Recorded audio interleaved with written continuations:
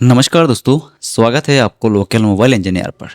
तो दोस्तों आज की जो ये वीडियो है, जैसे कि ये हमारा Redmi Note 10X 5G का फ़ोन है। तो इसमें क्या है, फास्ट चार्जिंग सपोर्ट करता है, ठीक है ना। तो ये फास्ट चार्जिंग सपोर्ट कैसे होती है इसमें, और किस तरह उसका सर्किट होती है, और इसमें कौन सा चार्जिंग आईसी होती है और कितने चार्जिंग आईसी होती है, तो इसको हम देखेंगे। तो जैसे कि यहाँ पर ये चार्जिंग सेक्शन है, तो इस जगह पे देखिए ये चार्जर है, मतलब BQ25970। तो दोस्तों ये जो चार्जर मतलब आईसी है, चार्जिंग आईसी, ये हमारा फास्ट चार्जिंग आईसी इसी से ही होती है। तो ये कोयल बेस्ड चार्जिंग आईसी नहीं है, ये फ्लाइंग कैपेसिटर, मतलब कि समझ लो कैपेसिटर बेस ये फास्ट चार्जिंग आईसी, यानी कि कैपेसिटर के थ्रू ये स्विचिंग करके फास्ट चार्जिंग करता है बैटरी को, ठीक है। और ये हमारा नॉर्मल चार्जिंग आईसी है, ठीक है। तो दोस्तों आज हम समझने वाले कि ये जो हमारा फास्ट चार्जिंग आईसी है उसमें किस तरह वर्क होता है, क्या क्या उसमें रिक्वायरमेंट होती है, किसका प्रॉब्लम से क्या होगा, कौन सा लाइन मिसिंग से क्या प्रॉब्लम आएगी, सारा कुछ समझने वाले हैं। वीडियो थोड़ा सा लंबा होगा, आप आराम से वीडियो को देखना और ध्यान से समझना, ठीक है। तो दोस्तों जैसे कि हम समझने वाले हैं फास्ट चार्जिंग सेक्शन को, तो इससे पहले हमें समझना होगा कि इसमें जो बीबस वोल्टेज इनपुट होती है उसका तरीका क्या होता है इनपुट होने की, कोई आईसी ओबीपी आईसी होता है कि नहीं होता है, क्या क्या स्विचिंग सिस्टम होती है। क्योंकि हमने देखा है कि QC 3.0 या 3.0 जो भी बोलते हैं इसको, वो वाला एक सिस्टम होती है फास्ट चार्जिंग का, ठीक है ना। मतलब कि अगर हम देखेंगे, देखिए मैं बताता हूँ आपको क्या है। जैसे कुछ इस तरह होता है QC 3.0 3.2 इस तरह फास्ट चार्जिंग होता है, जो कि क्वालकॉम की ये प्रोटोकॉल होती है फास्ट चार्जिंग का, ठीक है ना। तो इसमें जो है इस Redmi 10X 5G में मीडियाटेक चिपसेट बेस है ये, और इसमें क्या ये QC फास्ट चार्जिंग के लिए कोई अलग से आईसी है, क्या कोई अलग से सेक्शन है, उसको समझेंगे। और इसका OBP आईसी कौन सा है, और OBP आईसी होता है कि नहीं होता है। क्योंकि हमने देखा कि हमारा 5.0 वोल्ट तो होता है, इसके बाद होता है जैसे कि 9 वोल्ट और 12। तो fast charging 9 volt, 12 volt, 5 volt में भी होती है, बस एम्पियर का फ़र्क पड़ता है। 5 वोल्ट में आपका 4 एम्पियर, 5 एम्पियर, 3 एम्पियर ऐसा भी होती है, तो फास्ट चार्जिंग हो जाता है। 9 वोल्ट में भी 2 एम्पियर, 1.5 एम्पियर, 12 वोल्ट में भी 2 एम्पियर, 1.5 एम्पियर, मतलब 1.5 एम्पियर के आसपास होता है। तो इनका जो है वोल्टेज कैसे पता चलता है और कैसे इसका OBP आईसी काम करता है, उसको सबसे पहले समझने वाले हैं। और इसका स्विचिंग किस तरह होती है कि भाई अभी फास्ट चार्ज करना है, अभी नॉर्मल चार्ज करना है। क्योंकि आपने देखा जैसे ही हम चार्जर लगाते हैं फ़ोन में, वैसे ही नॉर्मल चार्ज होता है कुछ सेकंड, फिर ऑटोमेटिकली वो क्या होता है फास्ट चार्जिंग में स्विच हो जाती है। तो उसको सबसे पहले समझेंगे। तो चलिए यहाँ पर समझने के लिए मैं Redmi 10X की जो 5G फ़ोन है उसका डायग्राम और इसका पिट मैप और हार्डवेयर सोल्यूशन लिया है, ताकि इससे मैं बता सकूँ कौन सा क्या आईसी है, कैसा दिखता है। तो देखिए दोस्तों, यहाँ पर 2 MOSFET है। तो ये दोनों MOSFET क्या है और इन दोनों MOSFET से क्या होता है, ठीक है ना। तो इसको समझने के लिए हमें इसका थोड़ा सा वर्किंग को समझना होगा। तो सबसे पहले देखिए यहाँ पर जो MOSFET है, MOSFET में 3 लेग होती है, ड्रेन, गेट, सोर्स। तो ये दोनों MOSFET, ठीक है ना। और इसमें देखिए इसका जो एम्पियर ज़्यादा है, इसीलिए MOSFET में सोर्स इसमें देखिए 1, 2, गेट 1 और ड्रेन 4 है, मतलब 5 है, सॉरी। तो 5 पिन इसका टर्मिनल ड्रेन है, मतलब इसमें एम्पियर हाई है, इसीलिए ज़्यादा पिन है, ठीक है ना। तो इसमें क्या होगा कि इसको ऑन करने के लिए गेट में कुछ वोल्टेज दिया जाएगा। तो कौन सा क्या वोल्ट किस तरह इसमें ऑन होती है, कैसा ऑन होती है, तो MOSFET को क्यों लगाया गया है, ठीक है। तो उसको समझेंगे। तो चलिए सबसे पहले स्कीमेटिक में देख लेते, फिर इसको देखेंगे। तो सबसे पहले यहाँ पर मैं बीबस सर्च कर लूँगा। देखिए बीबस सर्च किया है ना, तो बीबस हमारा यहाँ पर ये आया है। चलिए देखते हैं नेक्स्ट। देखिए B2B कनेक्टर, ये B2B कनेक्टर तो नहीं लगा, सॉरी यहाँ पर है B2B कनेक्टर, इसमें USB बीबस लिखा है। तो ये हमारा मेन सोर्स है, मतलब यहाँ पर वोल्टेज आएगी। और इसमें देखिए GND कुछ लिखा है, मतलब हालांकि ये GND नहीं है, ये बीबस ही है। तो नेक्स्ट करेंगे, फिर नेक्स्ट करते हैं। और अभी यहाँ पर एक आईसी दिख रहा है। तो क्यों, मतलब ये हमारा आईसी कौन सा है, MOSFET है, ठीक है ना। MOSFET आप इस तरह देख सकते हो, और इसका पहचान है DGS, तो यहाँ पर ये मॉसफेट इसमें बी बस कनेक्ट हो रहा है। तो हमें यहाँ पर अगर सही तरीके से देखना है तो क्या करेंगे, बीट मैप का यूज़ करेंगे, क्योंकि बीट मैप में हमें ये पता चल जाएगा कौन सा क्या। देखिए ये हमारा B2B कनेक्टर मान लीजिए ऐसे, और यहाँ से बी बस आउटपुट हो रही है। तो आउटपुट हो के ना जो हमारा आईसी होगी, जितनी भी सारी आईसी आउटपुट हो रहा है, फिर इससे जा रहा है, या फिर ये जो लाइन है इसमें कनेक्ट हो रहा है, ये एक आईसी है, फिर दूसरा एक और आईसी है, फिर ये लाइन दूसरा और एक आईसी, ऐसे करके कितने सारे आईसी में इनपुट हो रहा है या नहीं हो रहा है, ये चीज़ें हमें पता चल पाएगी ओनली बीट मैप से। तो इसीलिए मैं बीट मैप का यूज़ करके आपको समझा रहा हूँ। तो बीट मैप में B2B कनेक्टर हमारा यह है, शो पेड इन्फॉर्मेशन करते हैं। इसमें देखिए लिखा नहीं है, लेकिन समझ में आ ही जाएगा अगर आप इसका हार्डवेयर सोल्यूशन से देखोगे तो, ठीक है। और वैसे भी समझ में आने वाला है क्योंकि इसका TP एक रहता है। और अब इसमें देखेंगे, देखिए यहाँ पर कोई और आईसी में कनेक्ट नहीं है। और अगर हम इसको देखेंगे तो यहाँ पर देखिए कुछ आईसी है जो कि मॉसफेट है ये, ठीक है। ये भी मॉसफेट, ये भी मॉसफेट। तो मॉसफेट हमारा कुछ इस तरह दिखता है, 6 लेग का, और ये भी 6 लेग का। मतलब कि अगर आप इसको बिना उठा के देखोगे तो इसमें 6 लेग दिखेगी। जैसे आप इसको उठाओगे वैसे इसमें 2 और टर्मिनल होती है, एक यहाँ पर एक यहाँ पर। तो ये दोनों हमारा मॉसफेट है। तो तीसरा जो यहाँ पर कनेक्ट हो रही है बी बस, मतलब एक ग्राउंड है इसका लेग। तो ये कौन सा क्या चीज़ है, तो दोस्तों ये डायोड है, सेफ्टी डायोड, ठीक है। जो कि हमारा कौन सा सेफ्टी डायोड है, मतलब कि प्लस में माइनस आ जाए और माइनस में प्लस चला जाए तो ये डायोड प्रोटेक्शन करेगा, ठीक है। Reverse protection, voltage reverse protection हम इसको कह सकते हैं। तो ये प्रोटेक्शन करेगा, इसका काम है।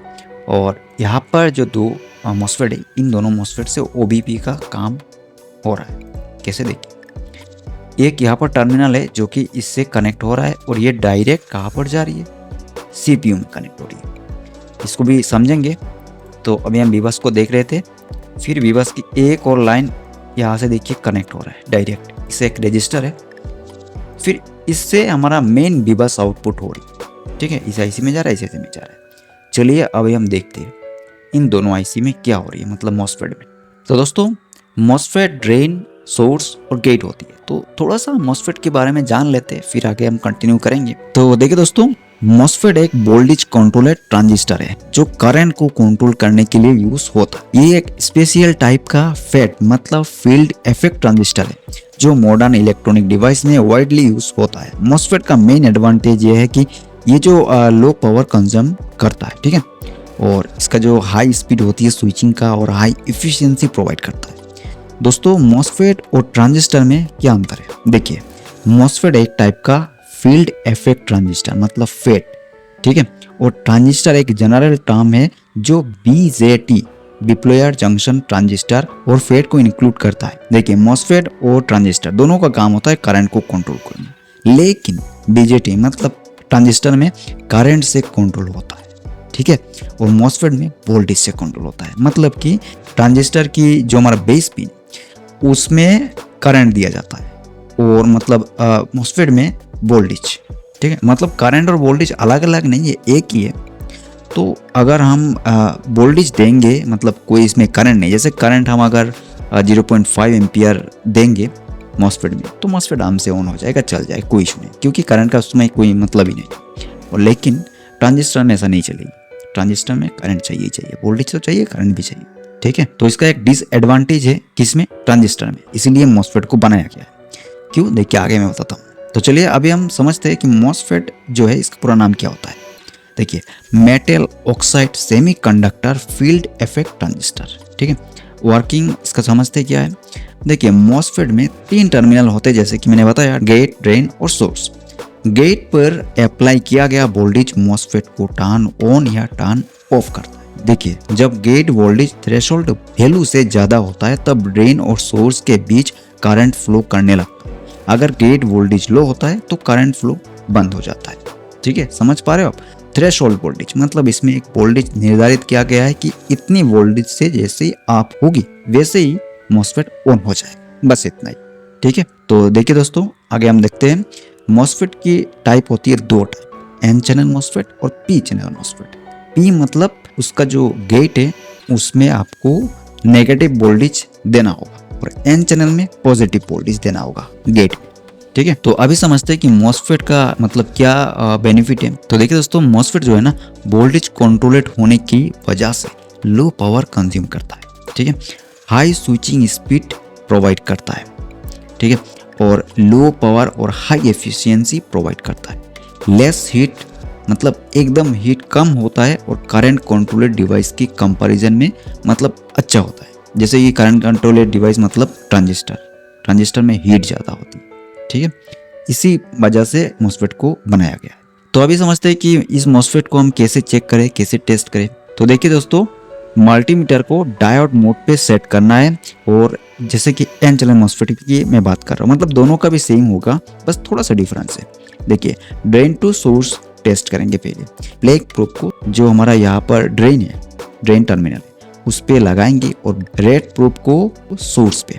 तो इसमें रीडिंग आपको 0.400 से 0.700 की वैल्यू आएगी, मतलब डायोड वैल्यू। तो ये हमारा ओके, ठीक है। अगर ऑयल आता है तो फॉल्टी है, मतलब खराब हो गया, ठीक है, क्योंकि इसके अंदर एक डायोड होती है। इस डायोड की वजह से डायोड का इतना रीडिंग तो होता है, आपको पता है डायोड का इतना रीडिंग आता है। और गेट लीकेज को अगर हम टेस्ट करें तो कैसे करें? रेड प्रोब को गेट पे लगाना है और ब्लैक प्रोब को ड्रेन पे या सोर्स पे किसी एक में लगा देना है। अगर यहाँ पर ऑयल आता है तो ओके, अगर रीडिंग आता है, कोई भी रीडिंग आता है, या फिर उसमें रीडिंग ओम के रेंज पे आ रहा है तो फॉल्टी है, बदल दो मॉसफेट को। और पी चैनल मॉसफेट का भी सेम तरीका है, उसका जो डायोड मोड पे लगाना है और सोर्स टू ड्रेन टेस्ट करना है। ब्लैक प्रोब को सोर्स पे लगाना है और रेड प्रोब ड्रेन पे लगाना है, ठीक है, और बेलू आना चाहिए। अगर मान लीजिए बेलू नहीं आ रहा है, ठीक है, तो इसमें मॉसफेट खराब है। अगर बेलू आ रहा है तो 400 टू 700 के बीच आना चाहिए। अगर बेलू 0.040 70 मतलब 100 के आसपास आ रहा है तो भी फॉल्टी है, मॉसफेट खराब है। इसी वजह से आपका फ़ोन या फिर कुछ भी जो जिसमें लगा हुआ है मॉसफेट वो हीट कर रहा है, बैटरी ड्रेन कर रहा है, या फिर चार्जिंग सही से नहीं ले पा रहा है, तो मॉसफेट का दिक्कत हो सकता है अगर हीट कर रहा है तो, और एम्पियर जो करंट ज़्यादा कंज्यूम कर रहा है तो, ठीक है। जैसे चार्जर कनेक्ट किया, कनेक्ट करते ही कंज्यूम कर रहा है एम्पियर, अचानक हाई मतलब कनेक्ट करते ही हाई एम्पियर कंज्यूम कर रहा है, तो मॉसफेट की दिक्कत हो सकता है। आगे भी दिक्कत हो सकती है, लेकिन मॉसफेट में ऐसा कुछ गड़बड़ी होगा तो ये सही करे। तो अभी हम थोड़ा सा समझेंगे यहाँ पर कि मॉसफेट में क्या ऐसा होता है जिससे हमें वैल्यू देखने को मिलती है। तो यहाँ पर मैं एक सिंबल बनाता हूँ, कौन सा देखना, ये क्या है, एक डायोड का सिंबल है। तो यहाँ पर सोर्स और ड्रेन में, ठीक है, ऐसा एक कुछ डायोड होता है, मतलब ऐसा डायोड रहता है इसके अंदर, ठीक है। तो इसमें अगर हम रेड प्रोब को यहाँ पर लगाएंगे और ब्लैक प्रोब को यहाँ पर, तो वैल्यू आएगी, ठीक है, और उल्टा करेंगे, ब्लैक को यहाँ पर, रेड को यहाँ पर, तो वैल्यू मिलेगी। इसका मतलब समझ पा रहे हो ना आप? ये जो पर्सन है इसमें हमेशा वोल्टेज यहाँ से पास होता है, ठीक है, पास होता है मतलब आगे जाता है, ऐसे आगे जाता है।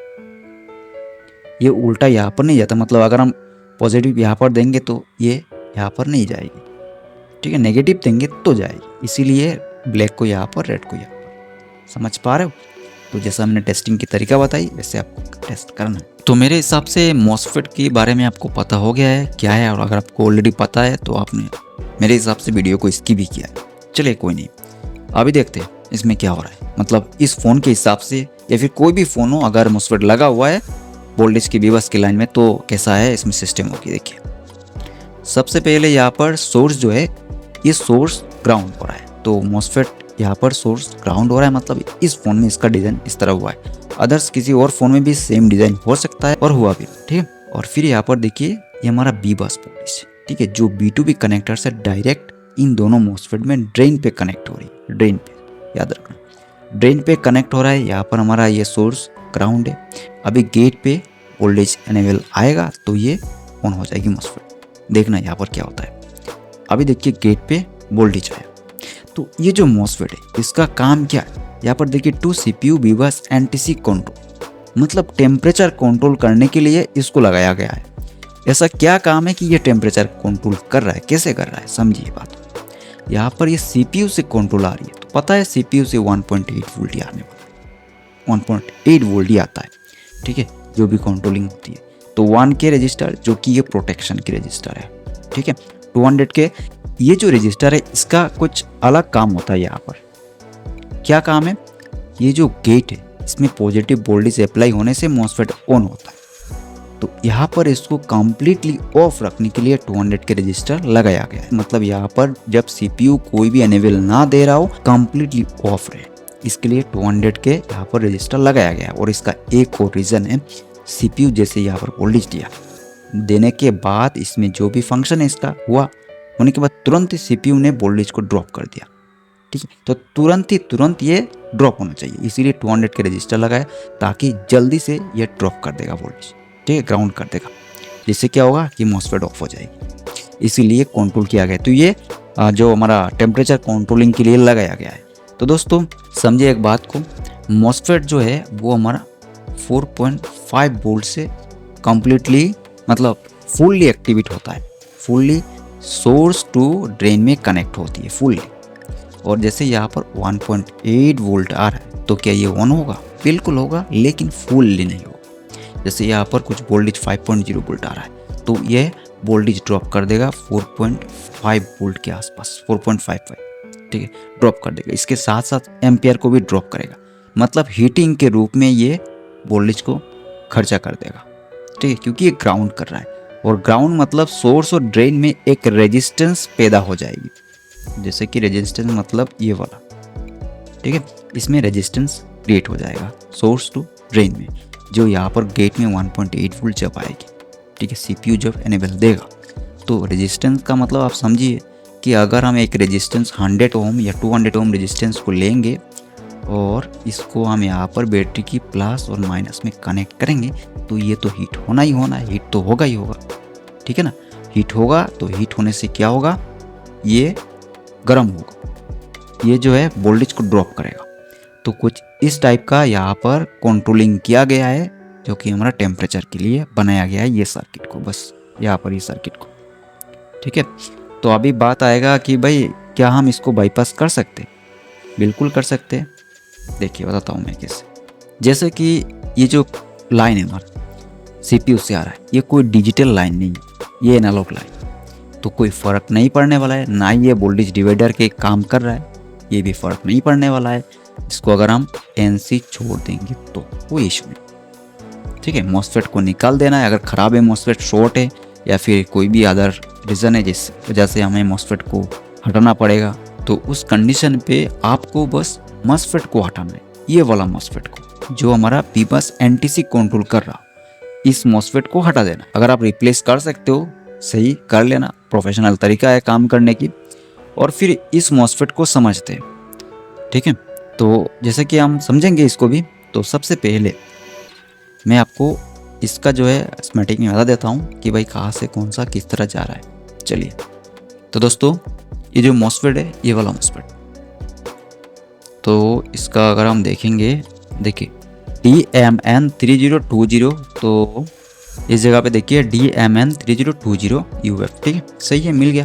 तो इसमें देखते हैं, इस जगह पे देखिए B-बस इनपुट हो रहा है ड्रेन में, और ये सोर्स जो है ग्राउंड है, सही है। और गेट पे यहाँ पर 200 के रजिस्टर लगा हुआ है, और ये हमारा CPU से आ रहा है कौन, देखिए ये हमारा CPU है, CPU की पेरिफेरल एनेबल सेक्शन है, ये SPI प्रोटोकॉल सेक्शन यहाँ पर ये जो है वोल्टेज देता है, आउटपुट करता है कंट्रोलिंग की। ठीक है ना, तो इसको अगर हम बाईपास करेंगे, मतलब ये जो है यहाँ पर IC को मतलब मॉसफेट को निकाल देंगे तो कोई इशू नहीं। बस यहाँ पर टेम्परेचर की प्रोटेक्शन नहीं है। टेम्परेचर मतलब क्या टेम्परेचर, कौन सा टेम्परेचर? जब चार्जिंग होगा तब उस दौरान के टेम्परेचर। ठीक, तो समझ गए इसको हम। अभी नेक्स्ट दूसरा जो हमारा मॉसफेट है उसको समझते हैं। तो दूसरा वाला कौन सा है, देखिए ये वाला हमारा मॉसफेट दूसरा वाला है। ठीक है ना, तो अभी हम इसको समझेंगे कि इसका अभी क्या काम है और इसमें क्या चीज़ें होती है। तो देखिए दोस्तों, आपको पता कैसे चलेगी कि ये मॉसफेट ख़राब है या कुछ और है? तो जैसे ही आप फ़ोन में चार्जर कनेक्ट करोगे, उस टाइम पे क्या होगा कि एम्पियर जो है हाई कंज्यूम करने लगेगा। ठीक है, मॉसफेट ख़राब होने से, अगर बिना कंट्रोलिंग की ये मॉसफेट ख़राब हो जाता है, मतलब दोनों कनेक्ट हो जाती है, कुछ रेजिस्टेंस क्रिएट करता है। ठीक है, जिससे आपका शॉर्ट सर्किट का इशू हो सकता है B-बस लाइन में। चलिए, इसको मैंने बता दिया कैसे क्या करना है। अभी नेक्स्ट देखते हैं। इसमें देखिए क्या लिखा है, 2 चार्ज IC, मतलब ये CH charging IC normal and fast. ठीक है, तो ये नॉर्मल और फास्ट चार्जिंग IC के लिए B-बस है। तो अभी इसमें एनेबल नहीं आया, जो कि ये वोल्टेज को पास नहीं करेगा, ठीक है, पास नहीं कर पाएगा। नेक्स्ट देखते हैं इसमें क्या होता है। देखिए, फ्रॉम BQ25970 OBP कंट्रोल। तो दोस्तों OBP कंट्रोल मतलब कि ये जो हमारा चार्जिंग आईसी है ना, फास्ट चार्जिंग आईसी, उसी से ये कंट्रोलिंग आ रहा है यहाँ पर। तो अभी इसमें वोल्टेज क्या आने वाला है, क्योंकि यहाँ पर हमारा बी बस की जितना एम्पियर है उतना एम्पियर इसको पास करना है, यहाँ पर वोल्टेज को भी पास करना है। इसमें कोई रेजिस्टेंस क्रिएट नहीं होना चाहिए, नहीं तो वोल्टेज और एम्पियर में करंट में ड्रॉप हो जाएगा, ठीक है, ड्रॉप हो जाएगी। तो इस केस में हमारा यहाँ 4.5 वोल्ट टू यहाँ पर हमारा 5.5 वोल्ट आ सकता है। 4.5 और 5.5 वोल्ट मतलब 4.5 वोल्ट मैक्सिमम अगर इतना आ जाता है तो मॉसफेट फुल्ली एक्टिवेट हो जाएगा, ठीक है। सोर्स टू ड्रेन में कोई भी रेजिस्टेंस, मतलब इसमें डाटाशीट में जो भी इसका रेजिस्टेंस है फुल्ली एक्टिवेट होने के बाद जितना होता है मिली ओम के बराबर वो रहेगा। बाकी इसमें जो 100 मिली ओम 200 मिली ओम इतना क्रिएट नहीं करेगी, मतलब जो रेंज होता है ना उसी रेंज में ही आ जाएगा। तो कंपनी ने इसको यूज़ किया है इस लाइन पे, तो आपको पता है भाई यहाँ पर रेजिस्टेंस बहुत ही लो होने वाला है। क्यों, यहाँ पर अगर 9 वोल्ट आ रहा है तो एम्पियर भी जितना आएगा, वोल्टेज जितना है, सारा कुछ ट्रांसफर होना चाहिए, रुकना नहीं चाहिए। थोड़ा सा लॉस होगा कोई इशू नहीं, बस इतना चलेगी। तो कंट्रोलिंग यहाँ पर आ रही। तो अभी बात आता ये है कि इसमें डिटेक्शन की कोई लाइन नहीं होता है क्या, कि भाई हमारा चार्जर कनेक्ट है, अभी कंट्रोलिंग देना है या नहीं देना है, CPU यहाँ पर इसको कंट्रोल करना है नहीं करना है, कैसे पता चलेगा, ठीक है ना। बी बस से ही तो हमारा कंट्रोलिंग होती है मीडियाटेक में, जैसे हमने देखा है 4G फ़ोन में। इसमें कैसा होता है, तो दोस्तों इसमें जो है, चलिए मैं बताता हूँ इसमें कैसा होता है और कहाँ से होती है, और इसका फास्ट चार्जिंग एक्टिवेट कैसे होता है। सबसे पहले नॉर्मल चार्जिंग होगी, फिर उसके बाद फास्ट चार्जिंग एक्टिवेट होगा। तो देखिए यहाँ पर बी बस यहाँ पर आया, और आने के बाद गेट जो है, गेट पे इस जगह से देखिए OBP गेट, और ये हमारा आईसी कौन सा है, देखिए BQ25970 फास्ट चार्जिंग आईसी। यहाँ से OBP गेट इसमें वोल्टेज गया इसमें, और जाने के बाद ये एक्टिवेट होगा। अभी बात आता है कि कैसे पता चला इसको, और इसने कैसे वोल्टेज दिया इसको, CPU कैसे पता चलेगा CPU को कि अभी हमारा यहाँ पर NTC कंट्रोल करना है, कैसे पता चलेगी वोल्टेज देना है, और इसमें जो है ना प्रोटेक्शन कैसी होगी, हाई वोल्टेज प्रोटेक्शन, तो इसका भी सारा कुछ कैसे होता है चलिए देखते हैं। बीबस में भी ये डिटेक्शन है, तो देखिए डिटेक्शन 220 के रजिस्टर है, और ये भी 220 के रजिस्टर है। यहाँ पर 2 रजिस्टर, तो टोटल मिला के इसमें कितना होगा 440 के इन दोनों का वैल्यू, ठीक है, टोटल होगा, क्योंकि सीरीज में लगा हुआ है, सीरीज में ये लगा हुआ है, इसीलिए अगर पैरेलल में होता तो हम यहाँ पर इसका 220 के ही लेते, लेकिन सीरीज में है, ठीक है, इस बात का ध्यान रखें। अभी यहाँ पर बात आता है, जैसे इसमें बीबस इनपुट हुई, तो बीबस तो हमारा 5.0 वोल्ट भी आ सकता है, 9.0 वोल्ट भी आ सकता है। तो सबसे पहले 5.0 वोल्ट ही तो यहाँ पर इनपुट होगा ना, इसमें आएगा इनपुट 5.0 वोल्ट। तो 5.0 वोल्ट आने के बाद क्या होगा, डिटेक्शन तो होगी इसमें, देखिए बताता हूँ, आएगा, और 62 के यहाँ पर एक और रजिस्टर लगाया गया। तो अभी यहाँ पर क्या बना, वोल्टेज डिवाइडर बन गया। वोल्टेज डिवाइडर का काम क्या होता है, ड्रॉप करना होता है, और बीच में जो भी इसका रेफरेंस वोल्टेज होती है वो सेंसिंग के लिए जाता है। तो ये रहा हमारा वोल्टेज इनपुट इस आईसी में हो, वोल्टेज इनपुट इन होने के बाद इस आईसी में देखिए बहुत कुछ है। देखिए ये USB की जो फास्ट चार्जिंग एनेबल करने का काम करता है, बस ये आईसी यही काम करता है। QC 3.0 2.0 जो कि फास्ट चार्जिंग होती है ना, वो वाला। तो देखिए इसमें क्या है, USB DP USB DM। तो DP DM इसमें जो है, इसी से यहाँ पर डाटा के थ्रू इसको पता चलता है, डाटा लेना देना करता है, करने के बाद यहाँ पर वोल्टेज को एक्टिवेट कराता है, और यहाँ पर वोल्टेज आता है। आने के बाद इसको एक रेफरेंस मिलती है कि भाई चलो हमें यहाँ पर डाटा मिल गई, एनालॉग वोल्टेज मिल गया, डिजिटल सेक्शन उसको एनालॉग टू डिजिटल जो सेक्शन होती है डिजिटल में कन्वर्ट करता है, फिर हमारा डाटा थ्रू CPU में चला जाता है।